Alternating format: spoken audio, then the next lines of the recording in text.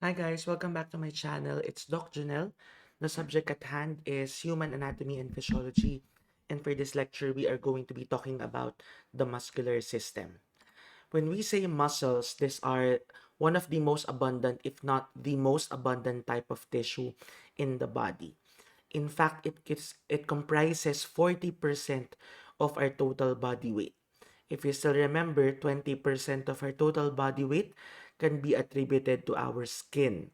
And double that amount, or around um, two-fifths of the entire body weight, can be attributed to the muscles. The muscles are important because they give shape to the body, and they are the organs which actually allows body movement to happen. So yes, our skeletal system gives us our general shape. No, it gives us our general framework, but what moves those bones are actually the muscles. And from our discussion of that's our discussion of tissue types, we know that there are three types of muscle, and these are your skeletal, smooth, and cardiac muscles.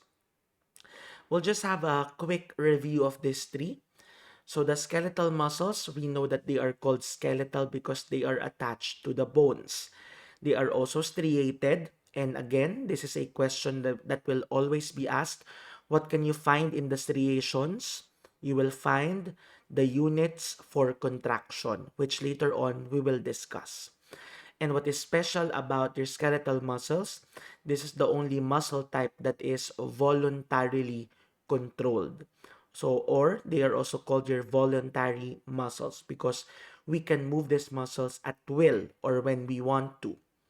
The second type of muscle are your cardiac muscles. From the name itself, cardiac meaning in the heart.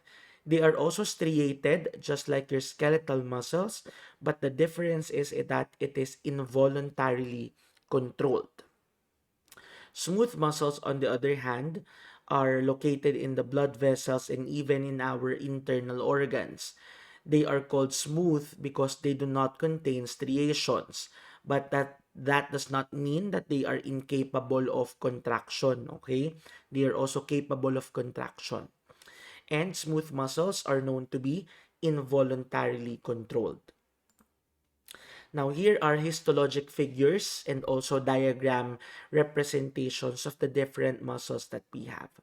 Let's start with the skeletal muscles here on the left. As you can see, they appear to be very long. You can see those striations very clearly. You can also see that they are multinucleated. So one muscle fiber or one muscle cell will have several nuclei, and usually these nuclei are located peripherally or on the sides. On the second or in the middle picture is your cardiac muscle. They are also striated, but you can see those darker staining striations right here, no? These are what we call your intercalated discs. So the role of these darker striations or bands, they connect one cardiac muscle to the next. Okay, so that the heart will be able to contract or move in a rhythm and in unison. Unlike your striated muscles, cardiac muscles are um, mononucleated, no? And then lastly, here on the right are your smooth muscles. Smooth muscles have a spindle shape, meaning they are pointed from one end to the next end, okay? And they are also mononucleated without any striations, so they appear smooth. Here is a table summarizing the differences and similarities between the three types of muscle tissues that we have. So the muscular system have several functions. Number one is for movement. And again, what makes movement possible is the contraction of our muscles. Secondly, our muscles maintain our posture.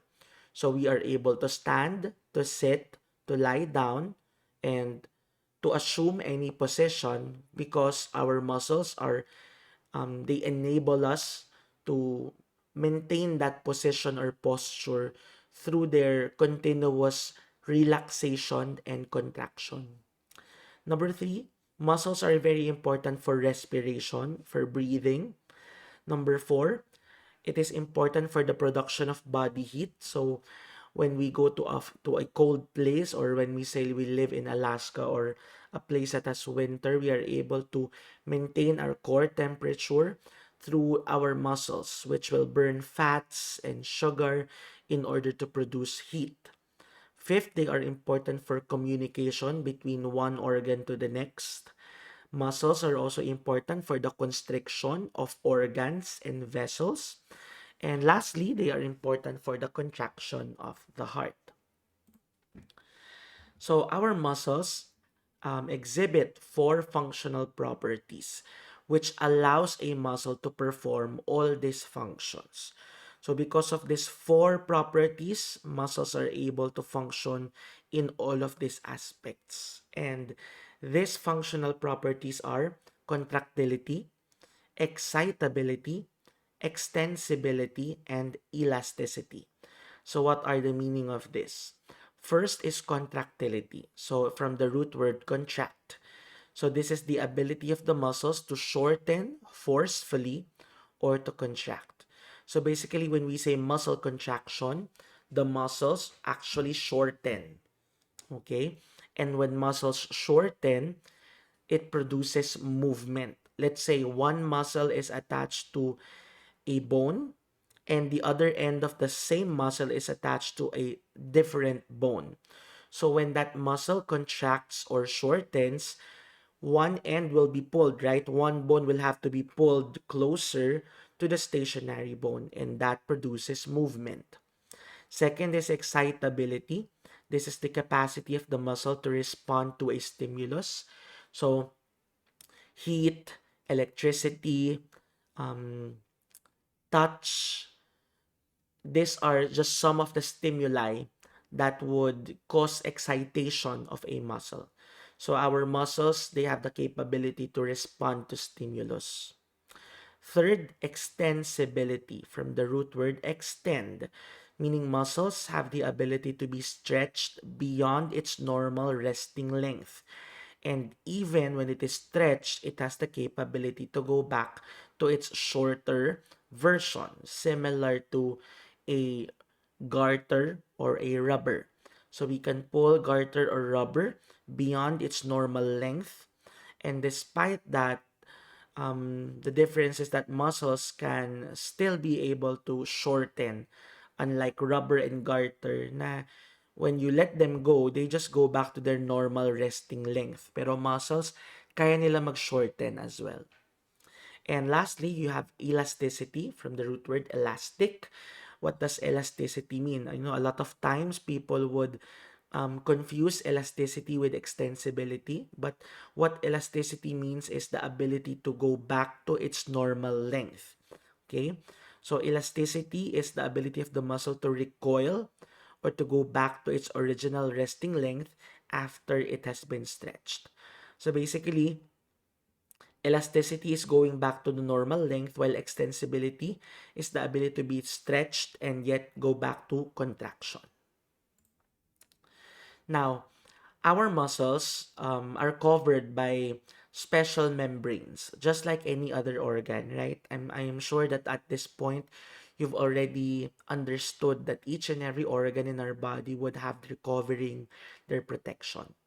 So a group of muscle, such as in this image, they are covered by a connective tissue, which is called an epimysium. Epi meaning outside, mys meaning muscle. So this is the outer covering of the entire muscle. So let's take this image as an example. This is an entire muscle. So the outermost layer of that is your epimysium, being pointed out in this image. Histologically, this is how it would look like. No, it's found on the outside of the muscle. And then a whole muscle is actually a group of fascicles. So what are fascicles? They are groups of muscle cells. So if you've noticed, parang may ano no, there are compartments or partitions within the muscle. So this is one fascicle, this is another fascicle, this is another one, another one, another one, another one, and even this one, which has been stretched, no? This is also a fascicle. So an entire muscle is actually a group of muscle fibers called fascicles. And each fascicle, guys, also has its protective covering, and it is called the perimysium. So in basic sense, the perimysium covers each fascicle, while the epimysium covers each skeletal muscle or whole muscle. And then your fascicle is actually a group of muscle cells. In this case and in this discussion, muscle cells can also be called muscle fiber. So please do remember that they are one and the same thing. Muscle fiber and muscle cell refer to the same thing. In a group of muscle cells is called a fascicle.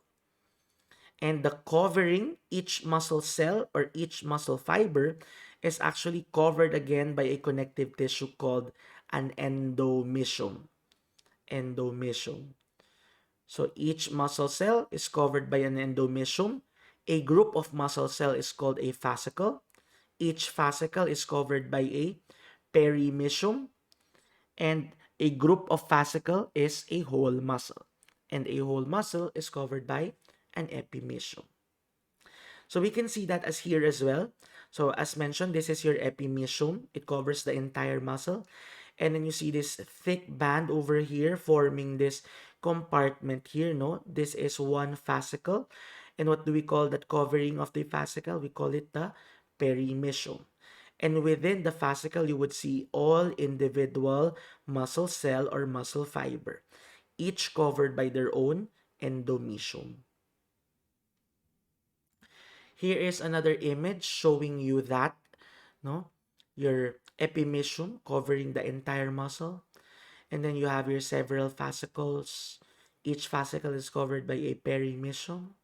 Here is a fascicle zoomed in, and then each fascicle is composed of muscle fibers. Here is a muscle fiber. Muscle fiber is covered by an endomysium. And then you would find out that each muscle fiber or each muscle cell is actually further composed of myofibrils. No? Myofibrils. And we also have here your sarcolemma. A sarcolemma is what we call the cell membrane of a muscle cell. So sarcolemma is the cell membrane. Okay. So now let's talk about the skeletal muscle fiber or the muscle cell itself. So that's why the reason why we call it fiber, because the cell of a muscle is very large and very long in contrast to your epithelial cells or your cuboidal cells. Also, as mentioned, your skeletal muscles are multinucleated and their nucleus are located at the periphery. A single muscle fiber can be as short as 1 millimeter or can be as long as 30 centimeters. And they also have an alternating light and dark band, which is the striation, as mentioned. Now, this is very important, guys. The number of muscle fibers in our body is the same from the time when we were born until adulthood. So how come that our muscles get bigger? It is only due to the enlargement of the muscles. I mean, the reason why our bodies become bigger is due to the enlargement of these muscles and not necessarily an increase in fiber number. Even for those who work out and those who go to the gym and they build their bodies really well, their bodies appear that way not because they have more muscle than us, but because they have larger muscles compared to ordinary people. Now, it's very important for us to understand how a muscle is actually excited or how a muscle is stimulated. And we will begin by studying the electrical component structures of a muscle fiber. So guys, this is a muscle fiber that is magnified to a certain extent, okay? So first, we have the sarcolemma, as mentioned, guys. Your sarcolemma is the other name for your cell membrane. So, di ba, the cell membrane is the outermost layer of the cell. It protects the cell from outside environment and the outside world. And if you notice, your sarcolemma or cell membrane has several inward tubes in yellow here, and those tubes are called your T-tubules. T stands for transverse. Okay? So at a regular interval, you would find T-tubules entering the muscle fiber or muscle cell and extending towards the center. Why? What is found at the center? These T-tubules extend to the center because they want to form a network with these bluish structures here that are called your sarcoplasmic reticulum. That sounds familiar because in our study of cell anatomy, we did encounter the smooth endoplasmic reticulum. And your sarcoplasmic reticulum is a type of your smooth endoplasmic reticulum. Okay? So we have your sarcolemma, the cell membrane. And again, at regular intervals, you would have these yellowish tubes entering the cell, entering the muscle cell. And they are extending towards the middle because they want to form a network with these bluish structures in the middle, which are called your sarcoplasmic reticulum. In your sarcoplasmic reticulum are a type of your smooth endoplasmic reticulum. Now, I want you to know that your sarcoplasmic reticulum is a source of abundant amounts of calcium. So calcium is not only important for bone growth, but you will find out later that calcium is important for muscle contraction. Or in order for muscles to move, you actually need the help of your calcium. So the sarcoplasmic reticulum has a high concentration of calcium. And again, calcium plays a major role in muscle contraction. Now, since we have a cell membrane, we should also have a cell cytoplasm or the liquid portion of the cell. And in this case, we call it the sarcoplasm. Cytoplasm, sarcoplasm.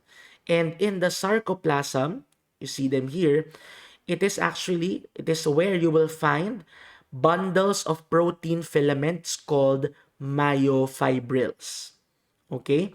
So in the sarcoplasm, you would find bundles of proteins called myofibrils.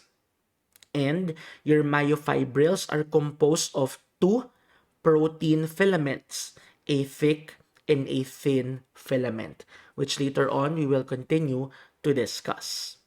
So here is a closer picture of what was mentioned already. Of course, you have your sarcolemma, the cell membrane, and then your inward tubes at a regular interval extending towards the middle called three tubules or transverse tubules. They then form a network with these bluish structures here called your sarcoplasmic reticulum, which contains a lot of calcium. Since we have a cell membrane, we should also have a cytoplasm. And this over here, guys, are your cytoplasm called sarcoplasm. And in the sarcoplasm, you would find your myofibrils, which are composed of protein filaments, specifically your thick and thin filaments. So a myofibril, guys, which is found in the sarcoplasm, is the contractile element of the muscle cell. It is what gives the cell the ability to contract or shorten. In real life, they would appear thread-like, and a single myofibril would extend from one muscle fiber to the next, meaning they are continuous to each other. As mentioned, they are composed of two protein filaments or myofilaments, and these are actin, which is the thin one. So in order for you to remember, tin is the thin one, and myosin is the thick one. Now, actin and myosin are arranged in a certain way, and that arrangement is called a sarcomere. And later on, you will find out what the importance of the sarcomere is. So here is an image of your myofibril, no? So here you can see your thin filaments in blue and then your thick filaments in red. Yan sila. So a single myofibril can be long, and the arrangement of your thin and thick filament would form your sarcomere. So now let's talk about what the sarcomere is. The sarcomere, guys, is the basic structural and functional unit of a skeletal muscle. That's very important. What does it mean for us? It means that the sarcomere is the smallest portion of the skeletal muscle capable of contraction. So when we think about it, a muscle, a whole muscle, would only be able to contract if hundreds or thousands of sarcomere would contract all at the same time, right? So that is exactly how important your sarcomere is. We will not expect a movement of a muscle without first the movement of your sarcomere. So a sarcomere would appear like this. So first, I want you to understand or be recognize first those that are familiar. The ones in red are your thin filaments. The ones in blue are your thick filaments. Again, the arrangement of the two forms your sarcomere. Now, here is a sarcomere in real life. The middle portion, it appears darker because that is where you will find your thick filaments. And then the sides appear lighter because that is where you find your thin filaments. Now, first I want to introduce to you the Z lines. All right, so here is a Z line in diagram. It's the one in green. And we also have a Z line here in real life. So it appears darker. So you would be able to determine that that is the Z line. So the Z lines are protein fibers, and they serve as anchor for your actin myofilaments, and they separate one sarcomere from the next. So that is the most important function of your Z line. It is the boundary of one sarcomere. So a sarcomere extends from one Z disc or Z line, that's the same thing, to the next. So from one Z line to one Z line, that is one sarcomere. Okay? So basically, a Z line functions to delineate one sarcomere to the next. And it also holds your actin filaments together. Like here, diba? That is the anchor that holds your thin filaments. Now, your thin filaments on the sides form a lighter band, diba? Do you see this lighter portion? It forms a lighter band, and we call that lighter band as the I band. So what is the I band? That is the portion that consists only of actin or thin filaments. So as you can see here, the I band starts where the thick filament also begins. So ang laman lang ng I band natin are thin filaments. Thus, they appear lighter on the actual image. Now, in the middle, you would see this darker staining area. We call that the A band. Why is it called the A band? Because that is where you will find the overlapping of your thin and thick filament. Do you notice that? The red and the blue would overlap, forming a darker staining band. Makes sense, right? Yan. Your I band and your A band.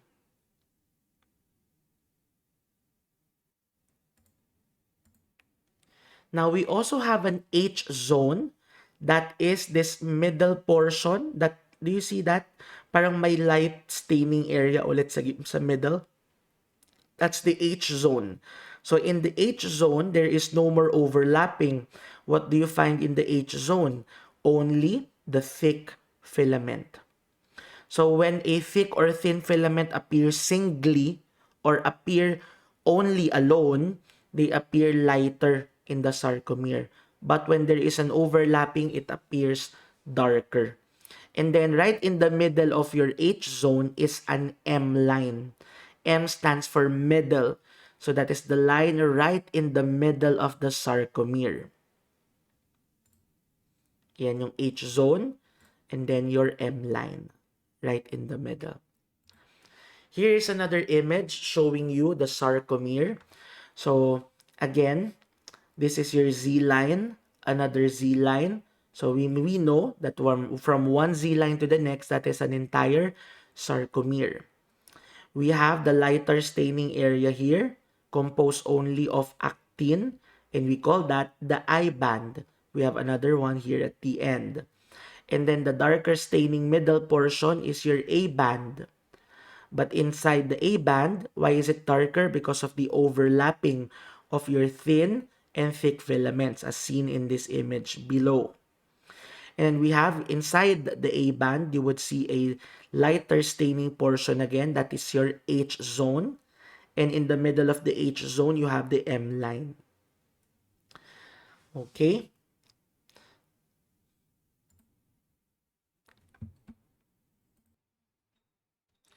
So here is another image of the sarcomere, no? Again, in blue are your thin filaments, and then obviously this is the thick filament. Now, aside from the sarcomere being the smallest unit capable of contraction, it wouldn't really be possible without that arrangement of the actin and the myosin. Okay? So, that arrangement, the overlapping of the actin and the myosin filaments actually give the muscles the striated appearance of the muscle. And later on, as we study the sarcomere or the myofilament movement, you will discover that it is through this arrangement that muscle contraction is made possible. So to give you an idea of what happens, basically, if this is the thin filaments, these are the thin filaments and this is your thick filament, what happens is that your thin filaments would actually move closer to each other until they meet at the middle or at the M line. So here's the M line. What will happen during muscle contraction would that the thin filaments, the ones in blue, will move closer to each other until they meet at the M line. So that would be true for this sarcomere and for this sarcomere and for the next sarcomeres, producing an overall contraction or a shortening of the muscle. So the myofilament structure, again, is composed of two major protein filaments, actin and myosin. So let's focus on those two. Actin is actually made up of three components, and later I will show you a bigger image of actin myofilament. So actin myofilament is made up of actin, troponin, and tropomyosin. So troponin molecules, they have the binding site for calcium. That is why calcium is important for muscle contraction, because later on you will find out that calcium has to bind to troponin, and that will cause a change in the arrangement of tropomyosin. Why? Because tropomyosin actually blocks the myosin myofilament binding site on the actin. So basically what will happen is myosin will have to bind to actin in order for actin to move closer to each other. And usually, the place where myosin would bind on actin is blocked by tropomyosin.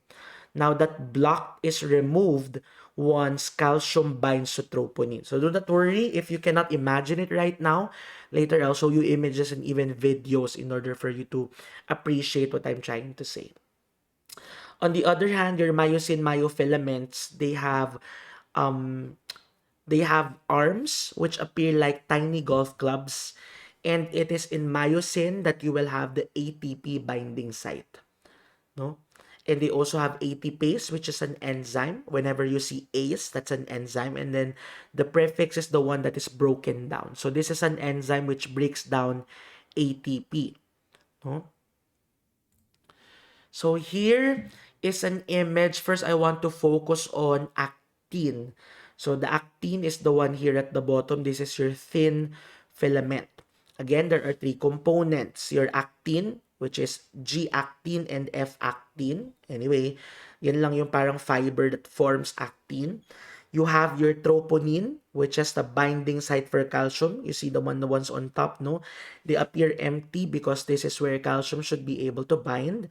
And the ones in green, those are your tropomyosin. Now, if you will notice, yung actin mo, the actins, they have this black holes underneath them. Well, those are the myosin binding sites. But as you can see in this image, they are being blocked by your tropomyosin. But once calcium binds onto that, tropomyosin will move, allowing the exposure of those binding sites. And the one on top is your myosin or thick filament. And as mentioned, they have this golf club-like arms which would attach to those actin binding sites, no? And your myosin contains the actin binding site here. So this will attach to this one, those black parts, no? And then you also have the ATP and ATPase binding site. So the movement or that interaction of myosin and actin, it is called the sliding filament model. All right. So when a muscle contracts, actin and myosin myofilaments would slide past one another, or basically the actin would have to meet each other in the M line, causing the sarcomere to shorten. And when the sarcomere shortens, the myofibril will shorten. When the myofibril shortens, the muscle fiber will have to shorten. If the muscle fiber shortens, the fascicles would have to shorten. And when that happens, the entire muscle would have to shorten. And the opposite happens during relaxation. The sarcomeres lengthen. So here is a video showing you what will happen during muscle contraction. Oops. Oh no, how do I play this? Wait.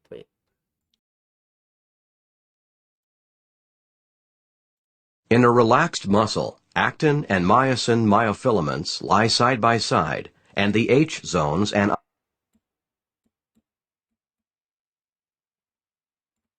Let me play that again for a while. In a relaxed muscle, actin and myosin myofilaments lie side by side, and the H zones and I band are at maximum width. During contraction, the actin and myosin myofilaments interact. The actins slide toward the center of each myosin myofilament. As a result, the sarcomeres shorten. In the fully contracted muscle, the ends of the actin myofilaments overlap, the H zones disappear, and the I band becomes very narrow.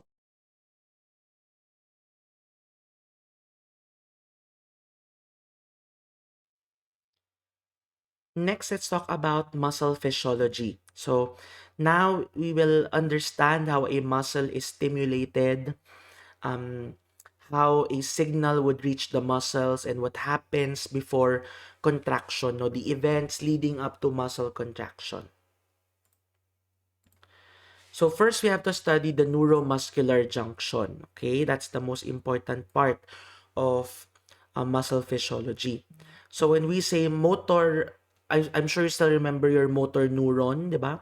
The motor neuron is the nerve that comes from the central nervous system, and it goes all the way to your effector muscles or effector organs. So once a signal goes through the motor nerve and reaches our effector organs or muscles, then it would cause stimulation of our muscle cells. Now, the connection of our neuron to the muscle is called a neuromuscular junction. So from the name itself, it is the union or the meeting of the nerve and the muscle. So whenever there is a connection, we call it a synapse, di ba? So a neuromuscular junction or the NMJ is a synapse where the neuron connects within a muscle fiber. Now, a synapse, as mentioned, is the cell-to-cell junction or the union between nerve and another nerve, or maybe a nerve and a muscle or a gland. And whenever a group of muscle is stimulated by a certain neuron, we call that a motor unit as seen in this image. So this group of muscles that you have here is stimulated by this motor neuron also in the image. So this is how it would look like in close up. Here on top is your, let me just, yeah. Here on top, you would have your, ano no, your, your synapse. And then here at the bottom is your muscle fiber. So this part over here, this is what we call the presynaptic terminal. So it is the end of the neuron axon. So ito siya, pre-synapse or before the synapse. This area here at the bottom naman, at the part of the muscle fiber, we call it the postsynaptic membrane. Okay, postsynaptic membrane. And then that space in the middle, this small space in the middle, this is what we call the synaptic cleft. We call it the synaptic cleft. Okay? Now, inside the presynaptic terminal, you would find this, vesicles, and we call them synaptic vesicles. And they contain neurotransmitters, chemicals that would trigger or stimulate the muscle underneath the synapse. So, neurotransmitters are chemicals, di ba? We've talked about this in the endocrine system and even in the nervous system. And they have the ability to either stimulate or inhibit the postsynaptic cells. Now, the usual neurotransmitter in muscles is acetylcholine. Please do remember that. Acetylcholine is the neurotransmitter that stimulates skeletal muscles. And without nervous stimulation, a muscle fiber cannot contract. So there should first be a signal coming from the nerve in order for the muscle to actually move. So here is another image showing you the connection of the motor nerve or motor unit, the motor nerve rather, to the muscle. And then in close up, this is your neuromuscular junction. You have the presynaptic terminal, you have the postsynaptic membrane, and then the synaptic cleft in between. And then inside the presynaptic terminal, you would find several vesicles. In a real histologic slide, this is how it would look like. The nerve would attach to the muscle fiber, forming your neuromuscular junction. So, what is the function of the neuromuscular junction? First, it innervates the muscle, meaning it provides that nervous stimulation. And the contact between the axon terminal and the sarcolemma results in an action potential. Okay? And when the action potential is created in the muscle fiber, it will stimulate the fiber to contract. Alright? So, muscle contraction begins with a signal from the central nervous system brought to the motor nerve, transmitted through the neuromuscular junction, and through those chemicals called neurotransmitters. Once it triggers the muscle fiber, it will lead to the creation of an action potential. And the result of the action potential is contraction. So here is a closer image of the neuromuscular junction. And here we can see the steps, no? The steps on how contraction actually happens. So first, once a signal, an action potential, goes down to the motor nerve, it will cause the opening of calcium channels. Again, here is where calcium would play an important role. Calcium would enter the presynaptic terminal. And what would calcium do? Calcium would actually initiate the release of the neurotransmitters. Calcium, as you can see here, would interact with the synaptic vesicles, causing exocytosis or the release of the contents of the synaptic vesicle. And what are the contents? Neurotransmitters in the form of acetylcholine. Once acetylcholine is released into the synaptic cleft, it would attach to the acetylcholine receptor site found on the postsynaptic membrane. This blue membrane here is your sarcolemma. So once it attaches to that, it will cause this gate to actually open. And what would enter? Sodium. So it is similar to if you remember your neuron, di ba? Sodium goes out because sodium is more positive. So once it enters, it will change the potential of the muscle fiber, making it more positive, and that will lead to depolarization or the action potential. If you can't remember it anymore, no worries, we'll go through it. So muscle fibers are electrically excitable. That's one of the functional properties, di ba? And similar to your neuron, the inside of your muscle cell is negatively charged compared to the outside. And the reason for this change or this difference in charge is because of the ions and substances found inside and outside the muscle fiber or the muscle cell. So inside the muscle cell, you would find potassium and proteins. And proteins, guys, are negative as well. They give a negative charge. So thus, the inside of the muscle fiber or cell is more negative, while the outside of the muscle cell is more positive.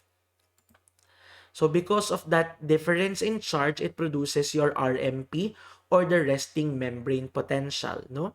So the concentration of potassium being higher on the inside and the concentration of sodium being higher on the outside provides that difference in charge, no?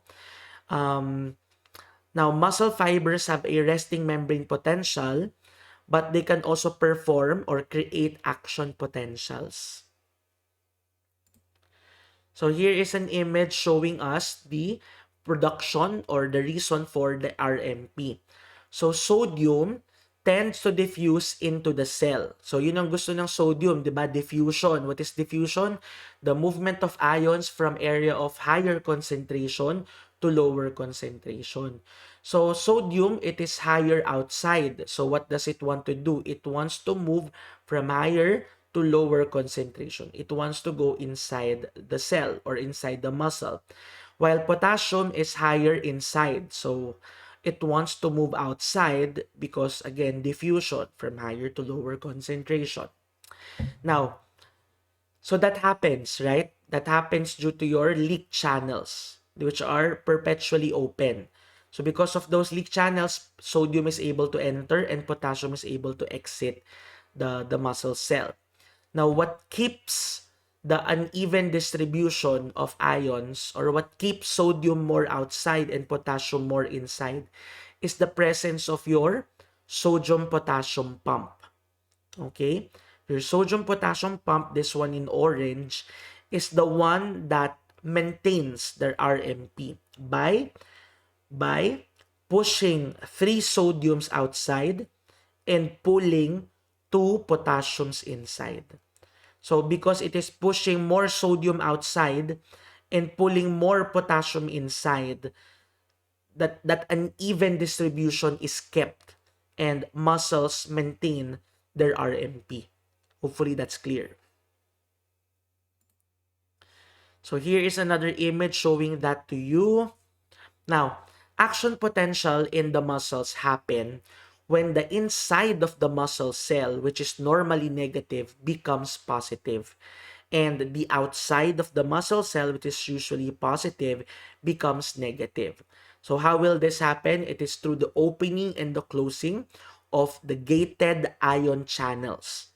Okay? So when an action potential happens, it will trigger these ion channels to actually open and close, leading up to the production of your action potential. So the first step of your action potential is depolarization. So what happens in depolarization? What will happen here is that sodium, which is normally more abundant outside, would actually enter the muscle fiber. So here you have this gated sodium channel. It became open due to stimulation, di ba, by the neuromuscular junction. So papasok ang sodium and it will cause the inside of the cell to become more positive, thereby reversing the RMP. So if the depolarization reaches the threshold, only then will an action potential happen. Di ba? So, an action potential will actually travel across the sarcolemma. Later, pupuntahan natin yan. So, once the inside of the muscle cell actually becomes more positive, depolarization will reach the positive aspect kasi normally negative, di ba? Magiging more positive yung muscle fiber. And then, towards the end, it will lead to repolarization. So, what is repolarization naman? In repolarization, the sodium channels, the one in pink here, would close, no? Preventing the further entry of sodium inside the muscle fiber. Furthermore, it will cause the opening of your purple sodium channels, allowing the exit of potassium from inside to outside. And the movement of potassium towards the outside of the cell lessens or decreases the positive charge of the muscle fiber, leading to it going back to normal. Now, how does this action potential actually contribute to muscle contraction? Ayan. So, an action potential travels down the motor neuron and it causes yung mga nangyari na the opening of calcium channels. Calcium will trigger the synapse to do exocytosis of acetylcholine. Acetylcholine will bind to the sodium channels found on the sarcolemma, allowing the entry of sodium. So actually, ito na yun. This is the first step actually. This is already your depolarization. Once acetylcholine binds on the sodium channel opens, allowing sodium to enter the cell, leading to depolarization. Now, that action potential that is created by the muscle fiber will travel along the sarcolemma. Sarcolemma is the cell membrane, di ba? So the action potential will travel along the sarcolemma until it sees a T-tubule, di ba? A T-tubule occurs at regular intervals. So once it sees a T-tubule or a transverse tubule, it will enter the transverse tubule. And again, as mentioned, your transverse tubules form a network with your sarcoplasmic reticulum. And what do we have inside the sarcoplasmic reticulum? Calcium. So once an action potential enters the T-tubule, it will stimulate your sarcoplasmic reticulum to release calcium into the sarcomere. Okay? Now, what will calcium do? Calcium will bind to troponin. Diba? Troponin is one of the three components of actin. And troponin has the calcium binding site. Once calcium binds to troponin, it will cause a change in your tropomyosin. So as you can see in this image, initially this blue should cover itong parang holes of actin. But since calcium attached already to troponin, the tropomyosin changed its position, exposing the binding sites of actin, allowing the golf club heads of myosin to bind to them. So once it binds, ATP will then be converted by ATPase into ADP and phosphate. So in order for muscle contraction to happen, ATP is also needed. In order for you to further understand, here is a video.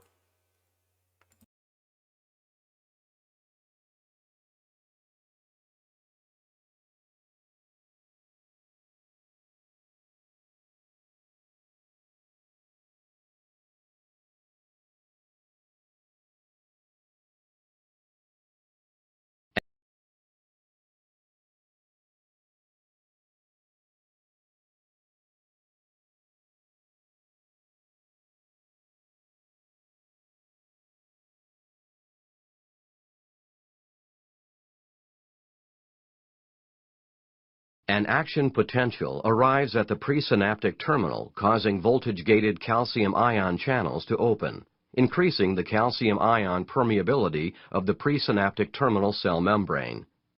Calcium ions enter the presynaptic terminal and cause vesicles to release their neurotransmitter acetylcholine from the synaptic vesicles into the presynaptic cleft. Diffusion of acetylcholine across the synaptic cleft and binding of acetylcholine to acetylcholine receptors on the postsynaptic muscle fiber membrane causes an increase in the permeability of ligand-gated sodium ion channels.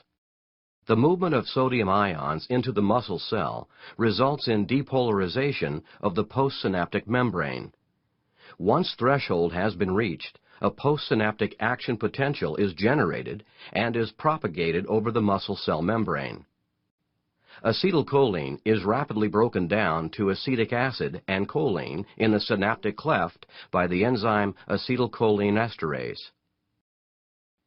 The choline is reabsorbed by the presynaptic terminal and combined with acetic acid to form more acetylcholine, which enters the synaptic vesicles.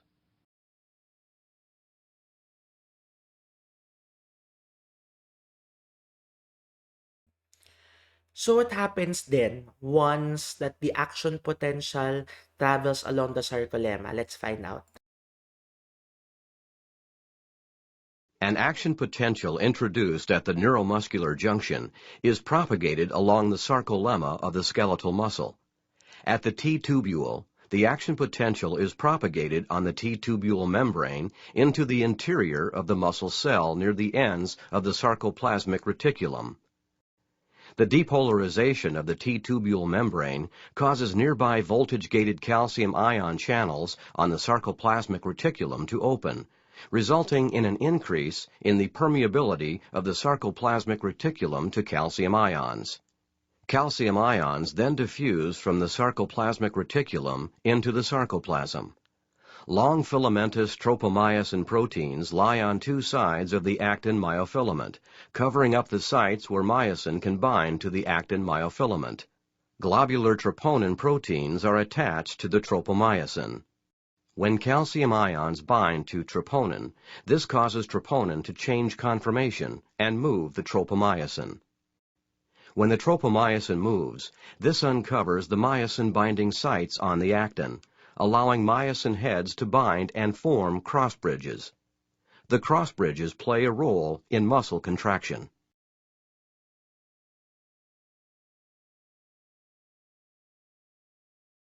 All right.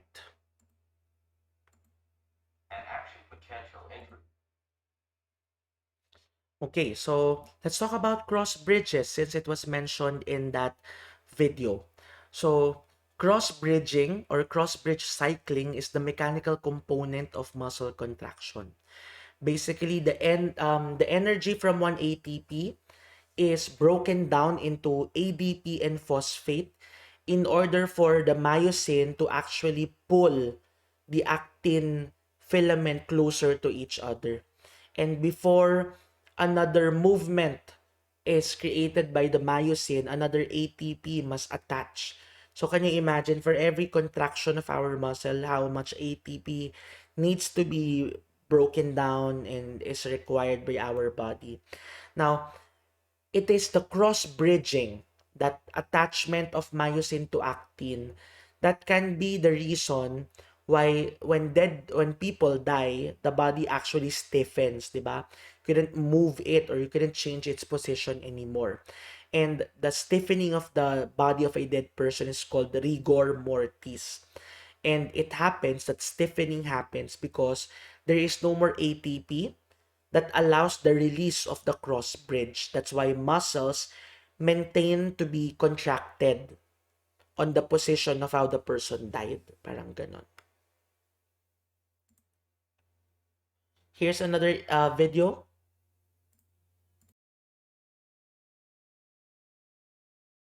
During contraction of a muscle, calcium ions bind to troponin. This moves tropomyosin out of the way and uncovers binding sites for myosin on the actin myofilaments. ADP and phosphate are attached to the myosin head from the previous cycle of movement. The myosin heads attach to the exposed binding sites on the actin myofilaments to form cross bridges, and the phosphate is released. Energy stored in the head of the myosin myofilament is used to move the head. This causes the actin myofilament to slide past the myosin myofilament. The ADP is released from the myosin head as it moves. The bond between actin and the myosin head is broken when an ATP molecule binds to the myosin head. The ATP is broken down to ADP and phosphate, releasing energy, which is stored in the myosin head and will be used later for movement. The head of the myosin molecule returns to its upright position and is ready to bind to actin again. If calcium ions are still present, the entire sequence is repeated.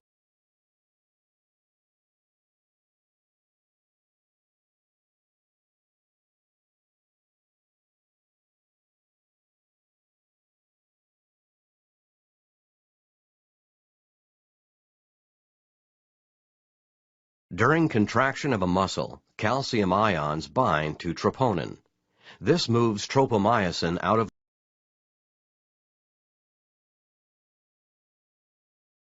As the actin and myosin slide along each other, the entire sarcomere shortens as the Z lines draw closer to the M line. As the sarcomeres in myofibrils contract, the entire muscle fiber will shorten. When muscle fibers contract in unison, a muscle can produce enough force to move the body, allowing you to take notes. All right. So going back to the sarcomere again, when all of those has happened already, the action potential, um, coming from the motor nerve, and then the stimulation of the neuromuscular junction, and then the the movement of the action potential along the sarcolemma, entering the T-tubule, producing the stimulation of the sarcoplasmic reticulum, releasing calcium, calcium binding to actin via troponin, and the binding of myosin to actin, etc. Then what happens is that your thin filaments would actually move closer to each other, or the Z line would move closer towards the M line. Parang ganon. So, muscle relaxation naman tayo. Since we're done with muscle contraction, let's talk about muscle relaxation. This occurs when acetylcholine is no longer released at the neuromuscular junction. So, once we have already consumed all acetylcholine, then muscle relaxation will follow. Action potentials to the sarcoplasmic reticulum also stop during muscle relaxation. And during muscle relaxation, calcium is brought back into the sarcoplasmic reticulum, and calcium, which is attached to troponin, is again removed, allowing tropomyosin to again block the attachment sites. Lastly, the cross-bridge cycle will stop and the muscle will relax. So basically, this lays out the events that happen during muscle contraction. Now, what keeps muscle contraction to be efficient are several principles, no? Number one, contraction of a single muscle fiber will only happen if a threshold is reached.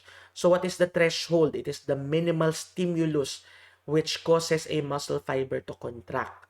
Similar to your nerve, if you still remember, di ba? Only a nerve will only pass an action potential if it reaches a certain millivolts, di ba? And also, just like your nerves, muscles also exhibit the all or none response, which means if the stimulus reaches threshold, the muscle will contract full force.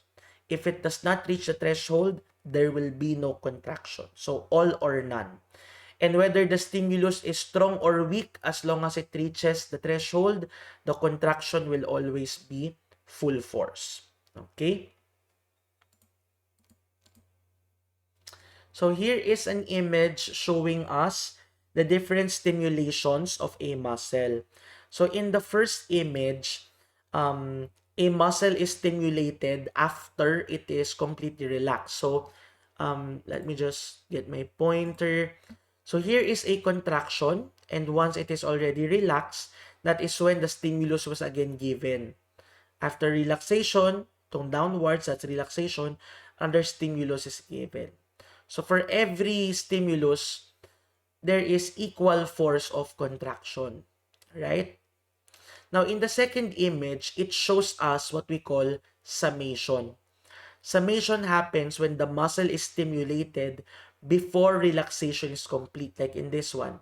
This muscle was stimulated, but even before it reaches the normal or once it goes back to normal, it was already stimulated again, leading to a more forceful contraction. And before the muscle again relaxes, another stimulus was given here, causing another stronger contraction. So what summation means is that the force of individual twitches combines. No, the force of individual contraction combines, leading to an increased force of contraction. In the third image, this is called tetanic contraction. Here, the stimulus is so frequent that relaxation is not given a chance. So even before relaxation happens, nasa gitna pa lang siya ng contraction, ini-stimulate na siya. So that leads to tetanic contractions. Now, there is also a term that we call incomplete tetanus, wherein the frequency of stimulation only allows partial relaxation of the muscle. And tetanus is a sustained contraction. Sabihin, sunod-sunod na contraction. Okay? Recruitment, this refers naman to the stimulation of several motor units, 'di ba? A while ago or earlier you saw an image of a motor unit, 'di ba? Group of muscle fibers so that is innervated by a motor unit. Pero pag maraming ganon, then you call it recruitment. Now there are two types of muscle contraction, isometric and isotonic.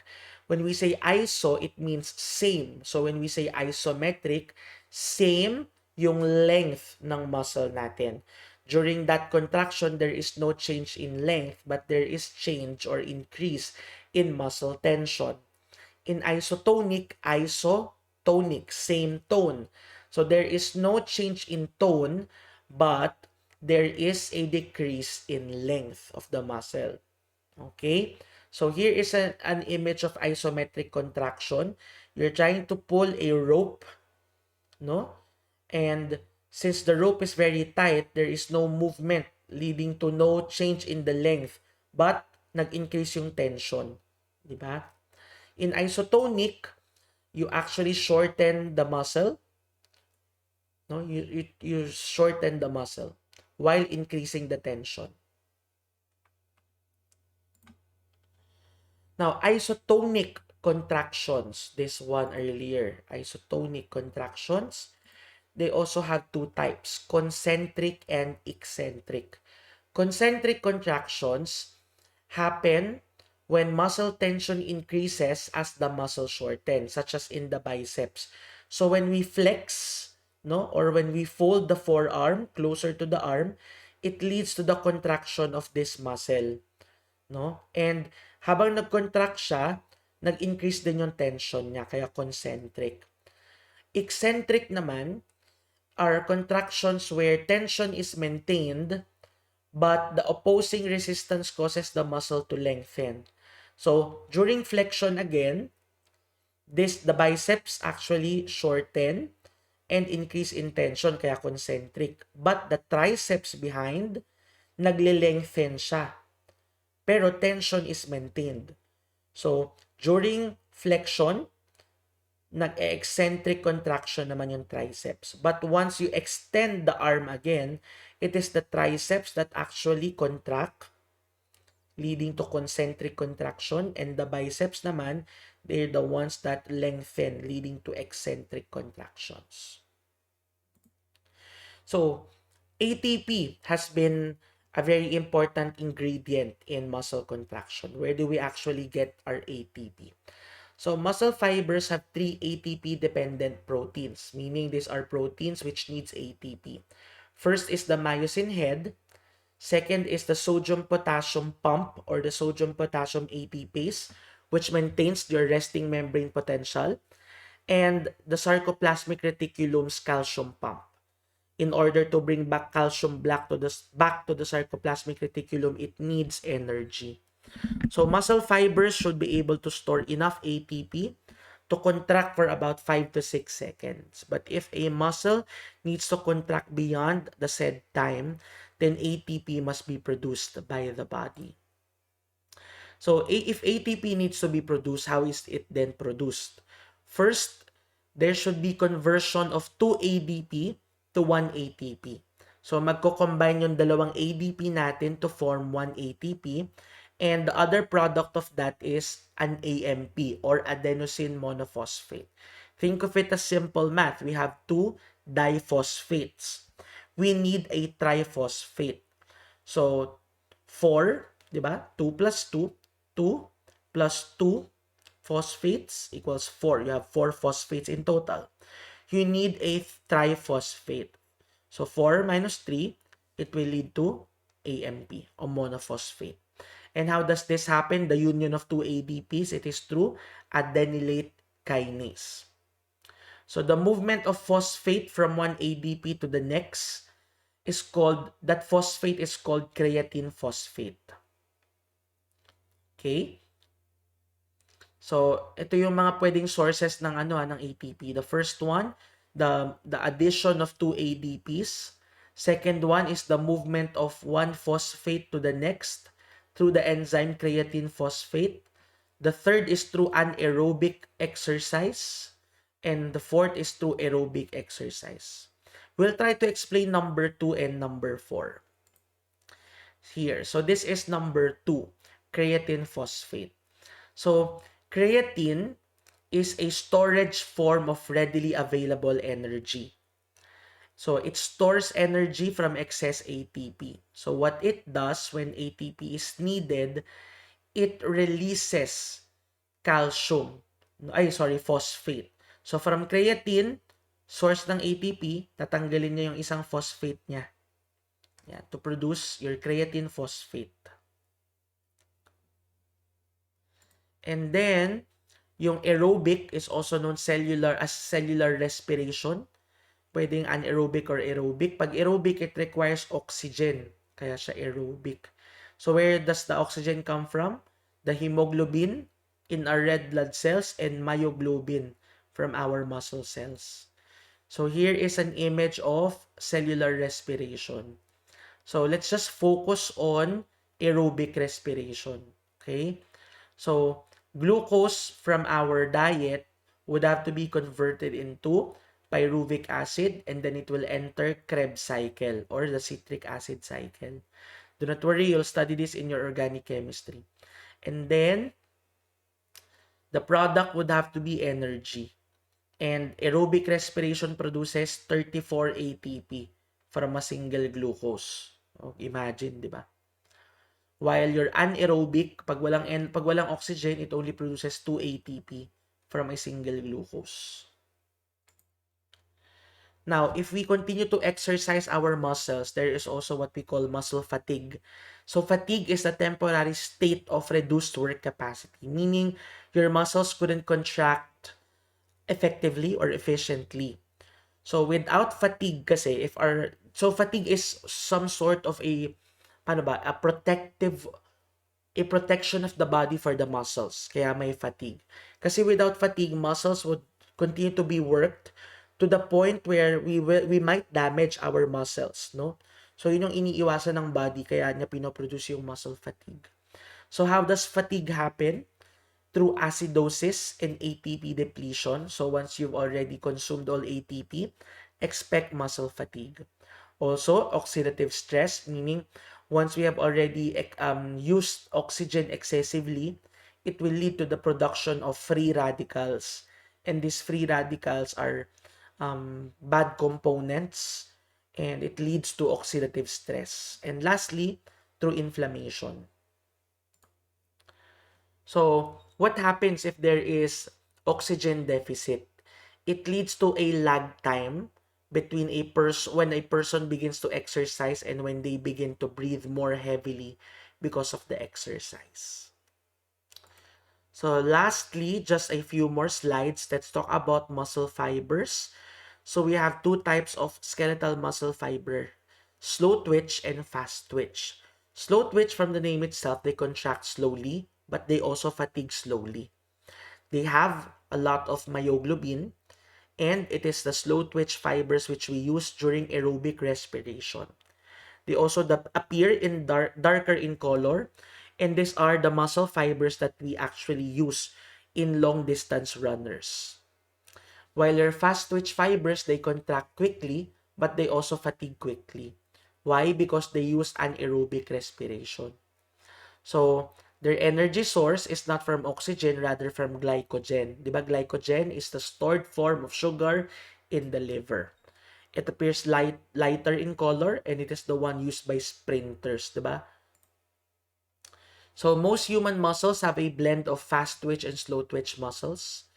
And a lot of our back and lower limbs contain slow twitch fibers, while our upper limbs contain more fast twitch muscle fibers.